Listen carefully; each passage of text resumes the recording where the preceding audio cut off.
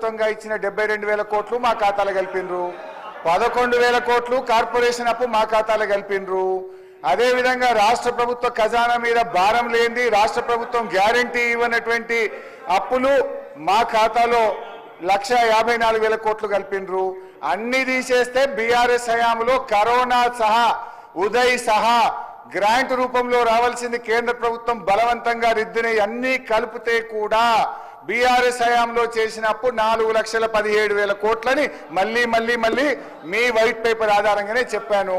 అదేవిధంగా నేనేం చెప్పినా మీరు ఏడాది కాలంలోనే 1,27,000 కోట్ల అప్పు చేశారు అని మీ కాయిదాల ఆధారంగానే చెప్పాను. అదేవిధంగా వాస్తవాలు మాట్లాడితే మా గొంతు నొక్కడానికి ఇవాళ ఈ కార్ రేసింగ్ మీద థ్యాంక్ యూ అధ్యక్ష. ఈరోజు అప్పుల మీద గౌరవ ఉప ముఖ్యమంత్రి ఆర్థిక మంత్రి బట్టి విక్రమార్క గారు ప్రవేశపెట్టినటువంటి వైట్ పేపర్ మీద ఒక 2 minutes మాట్లాడతాను సార్. ఇది 2 సార్లు సార్, ఇది మా 3 సార్లు కూర్చోబెడతారా సార్? స్పీకర్ సార్, మేము మిమ్మల్ని కలిసి కూడా మీకు లెటర్ ఇచ్చాం. మేము పారదర్శకంగా గౌరవనీయులు కేటీఆర్ గారు ఈ రాష్ట్ర ఇమేజ్ పెంచడం కోసం ఈ కార్ రేసింగ్ కోసం నిర్ణయం తీసుకున్నారు. ఒకవేళ మీకు భయం లేకపోతే మీరు చేసేది నిజమైతే ఈ శాసనసభలో రేపు గాని ఎల్లుండి గాని చర్చ పెట్టాలి. చర్చ పెట్టి నిజం. మహేశ్వర్ రెడ్డి గారు. Thank you sir. అధ్యక్ష, ఈరోజు ఈ రాష్ట్రం గతంలో చేసినటువంటి అప్పుల విషయంలో కానీ ఇప్పుడు చేసినటువంటి అప్పుల విషయంలో కానీ ఆర్థిక మంత్రి ఉప ముఖ్యమంత్రి బట్టి విక్రమార్క గారు ఈరోజు వైట్ పేపర్ ప్రజెంట్ చేయడం, మరి ఈరోజు కాంగ్రెస్ సర్కార్ గత ఏడాది కాలంలో దాదాపు 1,27,000 కోట్ల రూపాయలు అప్పు చేసి మరి గత ప్రభుత్వం చేసినటువంటి అప్పుల మీద మాట్లాడే ప్రయత్నం చేస్తూ ఉన్నారు అధ్యక్ష. దొంగ అన్నట్టుగా ఇందాక మరి ఎవరు మాట్లాడుతూ అన్నారు అధ్యక్ష. మరి అది ఇక్కడ తీసుకోవచ్చా తీసుకురా తెలియదు, కానీ ఒకవైపు వేలు చూపిస్తున్నప్పుడు 3 వేలు మీ వైపు కూడా చూపిస్తున్న సంగతి ఒకసారి గుర్తు చేసుకోవాలి. మీరు కూడా వారి బాటలోనే గత ప్రభుత్వం చేసే బాటలోనే మీరు కూడా నడుస్తున్నట్టు చాలా స్పష్టంగా ఏర్పడుతున్నది అధ్యక్ష. మీరు కూడా అన్ని డివిజన్స్ చేస్తూ ఈరోజు 1,27,000 కోట్ల అప్పు ఏ రకంగా చేశారో మీరు ప్రజానీకానికి చెప్పాల్సిన అవసరం ఉన్నది అధ్యక్ష. ఒకవైపు ఎఫ్ఆర్బిఎం చట్టం చాలా స్పష్టంగా చెప్తా ఉన్నది అధ్యక్ష. జిఎస్డిపిని కూడా 15 లక్షల కోట్లు అని చెప్తా ఉంటే దాన్ని 16,50,000 కోట్లుగా చూపిస్తున్నారు. 16,50,000 కోట్లకు గాను కేంద్ర ప్రభుత్వం అనుమతించినట్టు 3.5% మీరు లోన్ తీసుకోవచ్చు అంటే ఏ రకంగా చూసినా అది 57,000 కోట్లకు మించి రాదు అధ్యక్ష. మీరు 57,000 కోట్ల అప్పుని ఈరోజు 1,27,000 కోట్లు అప్పు తీసుకొచ్చామని చాలా స్పష్టంగా సభాముఖంగా చెప్తున్నారంటే మీరు ఎఫ్ఆర్బిఎం చట్టాన్ని ఉల్లంఘించిన మాట వాస్తవం కాదా అధ్యక్ష? అంతేకాకుండా దీంట్లో చాలా స్పష్టంగా చెప్తా ఉన్నారు అధ్యక్ష, ఎఫ్ఆర్బిఎం చట్టం పరిధిలోని లోను 52,000 కోట్లట అధ్యక్ష. దాన్ని నిన్న మొన్న తీసుకున్న 3-4 కోట్లు కలుపుకుంటే అది 55,000 కోట్లు దాటుతుంది అధ్యక్ష. ఎఫ్ఆర్బిఎం పరిధిలో లేనటువంటి అప్పులట అధ్యక్ష. అవి కార్పొరేషన్, ఎస్పీవీలు, ఇతరత్ర ద్వారా తీసుకున్నటువంటి నాన్ గ్యారంటీస్ తీసుకున్నటువంటి అప్పులన్నీ కలిపితే 1,27,000 కోట్ల అప్పు తీసుకున్నట్టు చాలా స్పష్టంగా ఆర్థిక మంత్రి గారు ఒప్పుకుంటా ఉన్నారు అధ్యక్ష.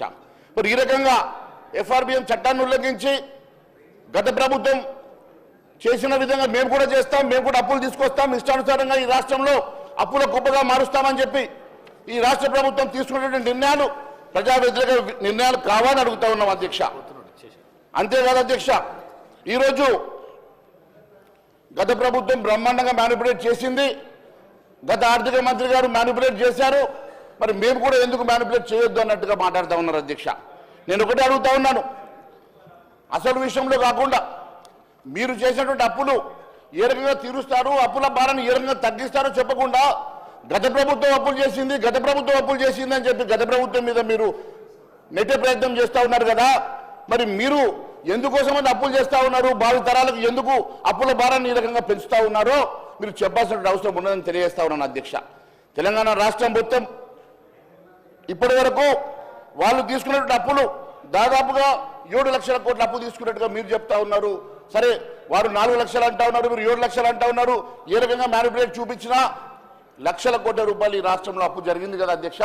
మరి ఒకవైపు అప్పుల ఇంత పెద్ద ఎత్తున అప్పులు పెరిగితే మీరు అప్పుల భారాన్ని తగ్గించాల్సింది పోయి మీరు కూడా లక్షల కోట్ల రూపాయలు అప్పు తీసుకొచ్చి అదే బాటలో నడిచే ప్రయత్నం చేయడం ఇది ఎంతవరకు సమంజసమని అడుగుతా ఉన్నాను అధ్యక్ష. ఒకసారి మీరు చూసినట్లయితే అధ్యక్ష 2004 నుంచి 2014 వరకు కేంద్ర ప్రభుత్వం since Sri Narendra Modi's government came into power, the tax devolution has increased from 32% to 42%, resulting in a total sum of 1.60 lakh crores being allocated to Telangana. Wherein 2004 to 14 అధ్యక్ష కాంగ్రెస్ హయాంలో కేవలం 45,000 కోట్లు మాత్రమే వచ్చింది అధ్యక్ష. కానీ 2014 నుంచి 23 వరకు ఈ రాష్ట్రానికి 1,60,000 కోట్ల రూపాయలు కేంద్ర ప్రభుత్వం ఇచ్చింది అధ్యక్ష. అంతేకాకుండా అడిషనల్గా సెంట్రల్ మినిస్ట్రీస్ ద్వారా 5,21,000 కోట్లు, జిఎస్టీ కంపెన్సేషన్ 15,329 కోట్లు, ఎంపీ లాజ్ ద్వారా 1000 కోట్లు, బ్యాక్వర్డ్ ఏరియా డెవలప్మెంట్ కోసం 2,250 కోట్ల అధ్యక్ష. అంటే 6,81,000 కోట్ల రూపాయలు 9 సంవత్సరాల్లో కేంద్ర ప్రభుత్వం కూడా ఈ రాష్ట్రానికి ఇచ్చిన సంగతి మేము గుర్తు చేస్తా ఉన్నాం అధ్యక్ష. ఈ రకంగా లక్షల కోట్ల రూపాయలు వచ్చిన తర్వాత మన రెవెన్యూ లక్షల కోట్ల రూపాయల బడ్జెట్ ప్రవేశపెట్టిన తర్వాత ఈ లక్షలాది కోట్ల రూపాయలు మీరు ఖర్చు చేసి అప్పులు తీసుకొచ్చి దేనికోసం ఖర్చు చేశారో మరి ప్రజానికం చెప్పాల్సిన అవసరం ఉంది అధ్యక్ష. అంతేకాదు అధ్యక్ష, ఈరోజు మేము 1,27,000 కోట్లు అప్పు తెచ్చాం, దాంట్లో నుంచి 66,000 కోట్ల రూపాయలు రీపేమెంట్ చేశామంటున్నారు అధ్యక్ష. కానీ రీపేమెంట్ చేసిన దాంట్లో వడ్డీ ఎక్కువ ఉంది. అసలు కేవలం దాంట్లో 17,000 కోట్లు మాత్రమే అసలు ఉంటే మిగిలిందంతా వడ్డీ కిందకనే పోతుంది అధ్యక్ష. మన అప్పుల భారం దగ్గరం లేదు. మళ్ళీ కొత్తగా తెచ్చిన 1,27,000 కోట్లు అప్పుగా కొత్తగా మన దాంట్లో యాడ్ అవుతున్న సంగతి కూడా నేను గుర్తు చేస్తా ఉన్నాను అధ్యక్ష. ఏదో గారడీ చేసే ప్రయత్నం, హరీష్ రావు గారు చేసిన తప్పుడు కప్పిపుచ్చుకునే ప్రయత్నం